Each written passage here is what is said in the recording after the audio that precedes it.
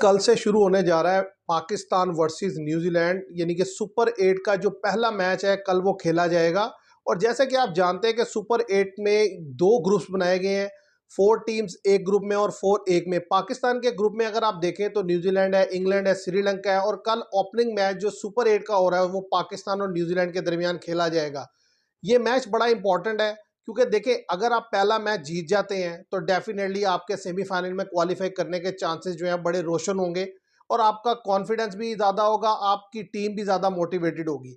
और अगर कहीं आप कल का मैच हार जाते हैं तो अगला मैच आपका इंग्लैंड के अगेंस्ट होगा और जिसके अगेंस्ट आपका T20 रिकॉर्ड इंतहाई बुरा है, तो फिर वो आपको जीतना और भी ज़्यादा मुश्किल हो जाएगा जब आपका मोरल गिरा हुआ होगा।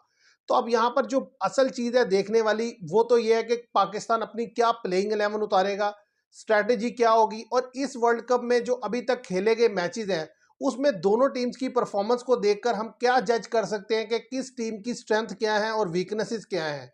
और हेड टू हेड जो मैचेस खेले गए हैं अब तक न्यूजीलैंड और पाकिस्तान के, उसमें रिकॉर्ड क्या रहा है कि न्यूजीलैंड ज़्यादा जीता है या पाकिस्तान। और इसी तरीके से T20 वर्ल्ड कप में जब जब ये आमने सामने आए हैं तो वहाँ पर इन्होंने कैसा परफॉर्म किया है। तो मैं सबसे पहले अगर आपके सामने हेड टू हेड मैचेस रखूं तो 49 मैचेस अब तक खेले गए हैं पाकिस्तान और न्यूजीलैंड के दरमियान T20। इसमें 23 में न्यूजीलैंड विक्टोरियस रहा है और 24 में पाकिस्तान। ऐसे देखा जाए तो नो डाउट पाकिस्तान और न्यूजीलैंड के दरमियान जो मुकाबला है बिल्कुल नेक टू नेक है। किसी एक को भी आप ये नहीं कह सकते कि कोई बहुत ज़्यादा कोई अपर हैंड है। लेकिन जैसे ही हम देखते हैं कि T20 वर्ल्ड कप में कितनी बार ये दोनों टीम्स आमने सामने आई, तो 7 टाइम्स ये दोनों टीम्स एक दूसरे के सामने आई T20 वर्ल्ड कप में। और आपको ये जानकर हैरानगी होगी कि पाकिस्तान ने 5 टाइम्स डिफीट दी न्यूजीलैंड को और 2 टाइम्स डिफीट दी न्यूजीलैंड ने पाकिस्तान को। तो पाकिस्तान का पलड़ा काफ़ी भारी रहा। तो इससे एक बात तो ये समझ लगती है कि पाकिस्तान न्यूजीलैंड को T20 वर्ल्ड कप में ज़्यादा बेहतर पोजीशन में होता है डिफीट देने की, चाहे न्यूजीलैंड कितनी भी टफ क्रिकेट खेल रहा हो। अब अगर नज़र डाल लें जो अभी तक खेली गई क्रिकेट है, देखें पाकिस्तान ने इस स्टेज पर पहुंचने से पहले 4 मैचेस खेले, 3 जीते 1 हारा। जो 1 हारा पाकिस्तान इंडिया से वो इंतहाई बुरे तरीके से हारा, मतलब जिसका मैं समझता हूं बिल्कुल पाकिस्तान बुरी तरह एक्सपोज हुआ। इसके अलावा जो पहला मैच पाकिस्तान ने खेला था नीदरलैंड के खिलाफ, वो भी पाकिस्तान मैं समझता हूं तुक्के से जीत गया था, अदरवाइज वहां पर भी पाकिस्तान फंसा फंसा था। और वहां पर आप क्रेडिट देंगे कि जिस तरीके से फ़हीम अशरफ खेले और वो आपको बचा कर ले आए।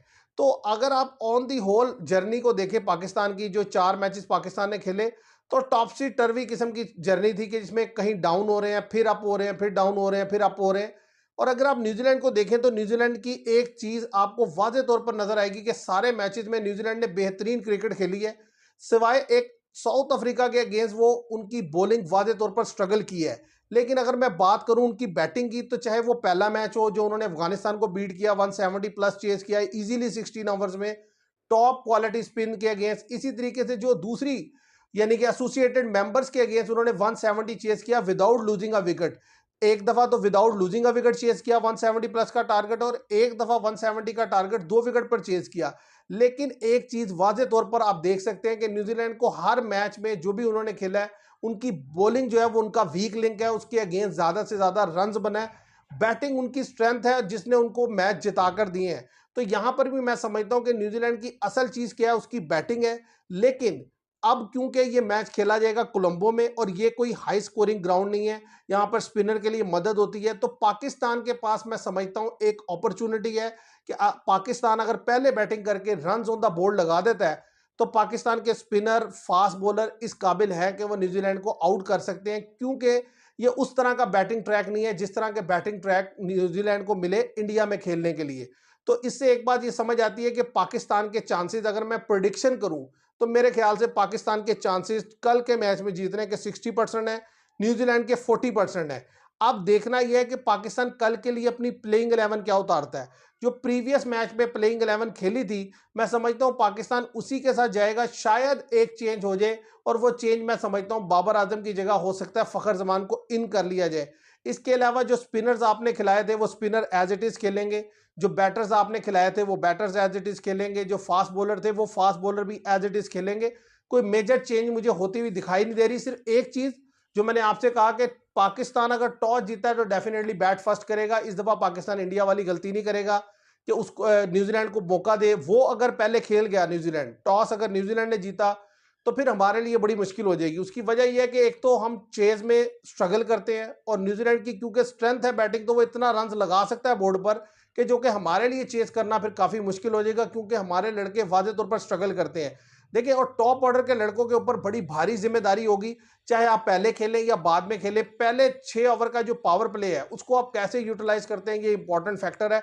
अगर वहाँ आप चूक गए और आप अच्छे से रन्स ना कर सके, तो फिर आपके लिए प्रॉब्लम होगी। और इसके साथ-साथ कैप्टेंसी जो है बड़ी इंपॉर्टेंट है कि स्पिनर कितना अच्छा यूज़ करते हैं पाकिस्तानी, और ख़ास तौर पे उस्मान तारिक को आप कैसे यूज़ करते हैं न्यूज़ीलैंड के अगेंस्ट।